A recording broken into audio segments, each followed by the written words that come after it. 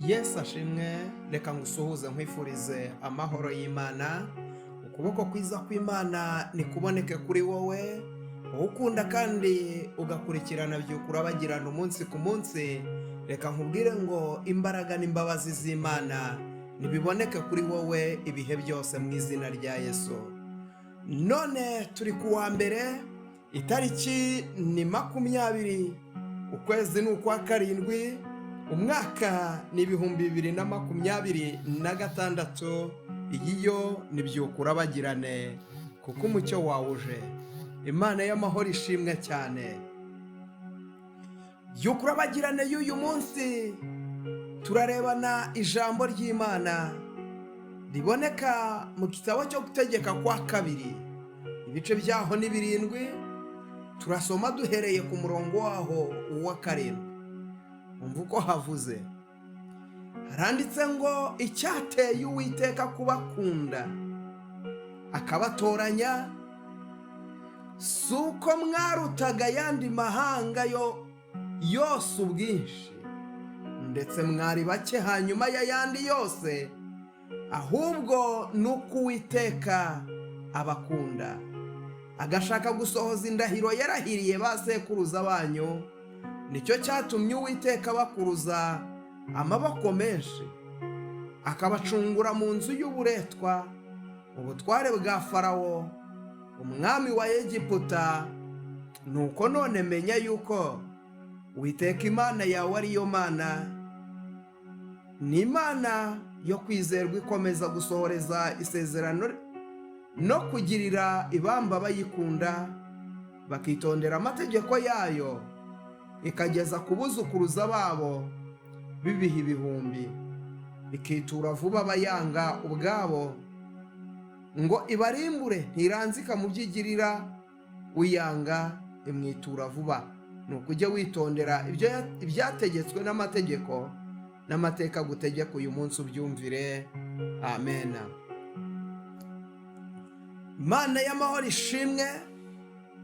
Uyu munsi wo kuwa mbere nkuzaniye inkuru ikubwira ngo Uwiteka yagukunze kera, Uwiteka yakuvuzeho kera abantu batari bavuga. Uyu munsi abantu barakuvuga kuko bakubonye uri mukuru, ariko data we yavuze kera, avugana nawe, akuvugaho, agambirira ibyiza, agambirira kukubohora, kandi agambirira kuguhindurira amateka. Ijambo ry'Imana riravuze ngo icyateye Uwiteka kubakunda ni ukuri, ntabwo ari uko mwarutaga ayandi mahanga, ntabwo ari uko wari mwiza, ahubwo Uwiteka yagukunze urukundo ruhebuje. Haleluya! Urwo rukundo ni rwo rwatumye agukunda, aragukurikirana gusanga wigaragura mu ivata ry'ibyaha byawe, arangije agukurayo. Imbabazi ze ziragumya ziragukurikirana, umurava we n'urukundo rwe biguhoraho. Akurinda kumwara aho wagombaga kumwara, akurinda gukorwa n'isoni aho zagombaga kugukora. Ariko Uwiteka Nyiringabo Imana abana nawe kandi agendana nawe. Hanyuma rero ibyo byose Uwiteka amajije kubikora, n'uyu munsi aracyakurindisha ukuboko kwe gukomeye, n'uyu munsi aracyakurindisha imbaraga ze, n'uyu munsi aracyakurindisha umurava we, n'uyu munsi aracyakurindisha urukundo rwe. Ni Imana ishobora byose, ni Imana yo kwiringirwa, ni Imana y'ibihe n'ibihe, ni Imana yimura imisozi itabimenye, ni Imana ijya itabara abantu bayo, kandi ni Imana ijya ihindura amateka. Ijambo ry'Imana riratubwiye ngo icyateye Uwiteka kudukunda ntabwo ari uko mwarutaga ayandi mahanga, ngo ahubwo ni uko Uwiteka abakunda. Haleluya! Ndashaka kukubwira ngo Uwiteka aragukunda. Uyu munsi nkuzaniye ijambo rikubwira ngo humura, Uwiteka aragukunda. Humura, Uwiteka aragukunda. Nuko Uwiteka agukunda agashaka gusohoza indahiro yarahiriye basokuruza banyu. Nicyo cyatumye Uwiteka bakuzayo amaboko menshi, akabacungura mu nzu y'uburetwa no mu butware bwa Farawo. Reba imirimo Imana yakoze, urebe ahantu hose Imana yakuvanye, urebe inzira zose Uwiteka Nyiringabo yagukuyemo, urebe ibyaha wabagamo, urebe ibyo wari urimo byagakwiye kuba byarakwishe, ariko ntabwo Imana yagutanze. Icyo ni ikimenyetso cy'urukundo rw'Imana, icyo ni ikimenyetso cy'imbabazi z'Imana, icyo ni ikimenyetso cyo gukomera kw'Imana, icyo ni ikimenyetso cy'imirimo y'Imana, icyo ni ikimenyetso cy'ineza y'Imana. Nicyo kigaragaza ko Imana itazaguta, ko Imana itazakureka, ko Imana itazakujugunya, ahubwo izahagararana nawe ibihe byose, ikakurinda gukorwa n'isoni, ikakurinda kumwara, ikakurinda guseba, kuko ari Imana ijya ivuga bikaba, ndetse yategeka bigakomera. Ni Imana nyamana, ni umufasha utabura kuboneka mu byago no mu makuba. Icyateye Uwiteka kubakunda ntabwo ari uko mwarutaga ayandi mahanga, ntabwo ari uko mwari beza, ahubwo ni imbabazi z'Uwiteka. Ngo ni Imana ngo yihutira gusohoza isezerano ryayo. Umva icyo kintu, iyi Mana ijambo ivuze ringana na ijambo ryayo ringana n'ikikoze. Imana ijambo ryayo rirahambaye, ijambo ryayo riteye ubwoba, ijambo ryayo rirakomeye.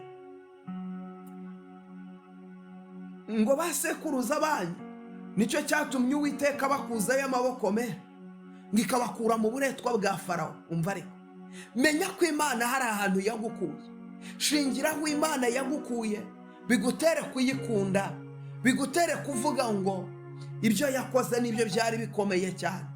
Erega buriya igitangaza ntabwo ari uko uyu munsi ufite amazu menshi, igitangaza si uko wabonye akazi, ahubwo igitangaje ni uko Imana iri mu gihugu cyo mu ijuru yakugiriye imbabazi, ikakubabarira ibyaha byawe, Imana igahagararana nawe, Imana ikagendana nawe, Imana ikaba mu ruhande rwawe, Imana ikakwibuka kandi ikakurengera, kuko ari Imana ishobora byose. Oh haleluya! Imana ni umufasha utabura kuboneka mu byago no mu makuba. Imana ineza yayo irahambaye, irahambaye. Ineza y'Imana, neza y'Imana irahambaye, urukundo rw'Imana rurahambaye. Reka nkubwire, urukundo rw'Imana kuri wowe ntabwo ruzashira. Birashoboka ko urukundo rw'ababyeyi rwashira, urukundo rw'abo tubana rwashira, urukundo rw'inshuti zacu rwarangira, ariko Kristo ntabwo urukundo rwe ruzashira.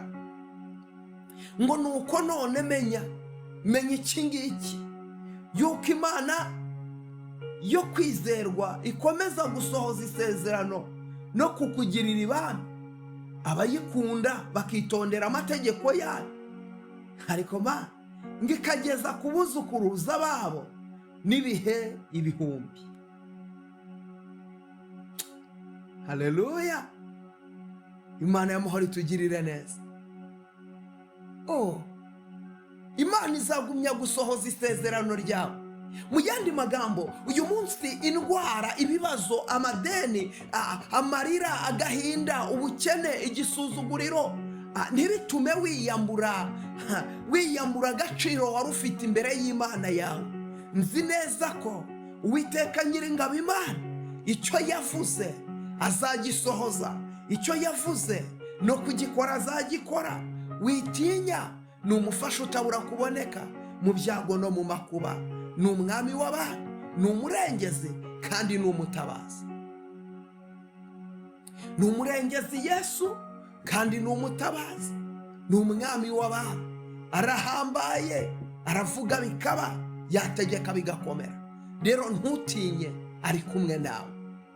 Mana ishobora byose, uri Kristo wabambwe, uri umwami mwiza, uri umurengezi.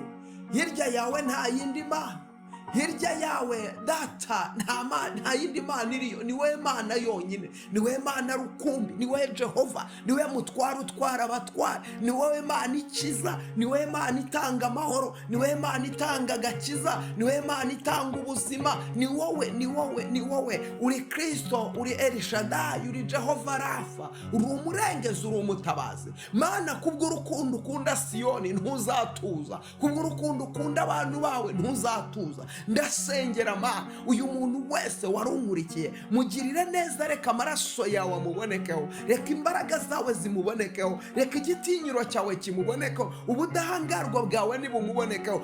Mana reka urambure ikiganza ku buzima bw'umugabo, ku buzima bw'umukobwa, ku buzima bw'umusore. Mana ubohora abamama, ubohora abagabo, ubohora abasore n'abakobwa. Harimo abarwayi, harimo abarushye n'abaremerewe. Uyu munsi wo kuwa mbere Mana baremera umunsi mwiza w'umugisha. Uyu munsi ni umunsi utangira icyumweru, reka uha abantu gutangira icyumweru baguwe neza, gutangira icyumweru babohotse, gutangira icyumweru banezerewe, gutangira icyumweru bari mu byishimo, gutangira icyumweru bafite ubuhamya bushya, bafite data nyiringabo impinduka mu buzima bwawe. Reka unezeze Mwami abantu bawe, ubagirire neza, ubasetse kandi ubabera Imana, ubabera umurengezi. Ndagushima kubohoye, ndagushima kukijije, ndagushima kutabaye, kandi ndagushima kuzuye ibyapfuye. Icyubahiro n'ikibi cyawe. Urakoze Kristo wabambwe.